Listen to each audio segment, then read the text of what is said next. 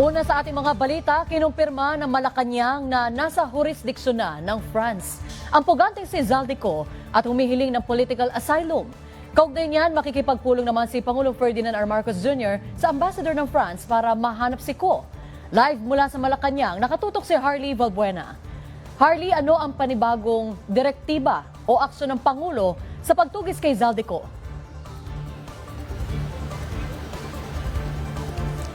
Zarina, ipinatawag na ng Pangulo ang ambassador ng France at maging ang kinatawan ng Czech Republic para sa pulong bukas at kanilang tatalakay ng mga paraan kung paano mapapauwi sa bansa si Zaldico. Matapos kumpirmahing wala na sa Czech Republic, sinabi ngayon ng Malacanang na batay sa impormasyon mula sa Department of Foreign Affairs, kasalukuyan ng nasa jurisdiction ng France ang puganteng si Zaldico at may petisyon na ito para sa political asylum. Ayon sa palasyo, mismong ang France ang humiling na dalhin sa kanila si Ko bunga ng political asylum petition.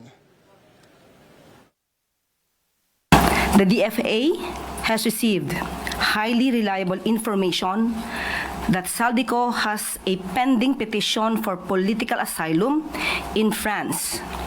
He has been requested to be transferred to and is now under the jurisdiction of French authorities.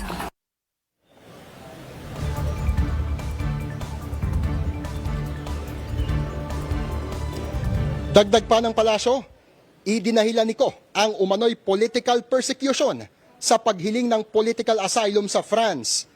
Kinumpirma rin ng Malacanang na dismayado si President Ferdinand R. Marcos Jr. dahil nagawa pa ring makalusot ni Ko sa kamay ng batas. Hinggil dito, bukas ay pupulungin na ng Pangulo ang ambassador ng France at pati ang kinatawan ng Czech Republic. Pinatawag po ng ating Pangulo ang ambassador ng France at pati ang ambassador ng Czech Republic or charge d'affaires.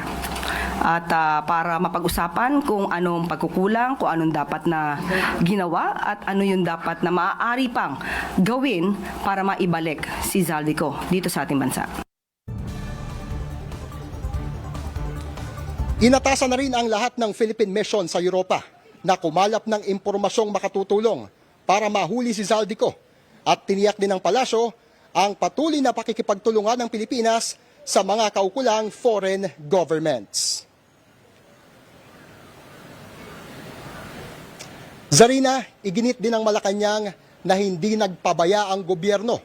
Ngunit naging mahirap ang sitwasyon dahil obligado tayong sundin at igalang ang mga umiiral na batas sa mga bansang pinuntahan ni Zaldico tulad ng Czech Republic. Zarina? Maraming salamat, Harley Valbuena.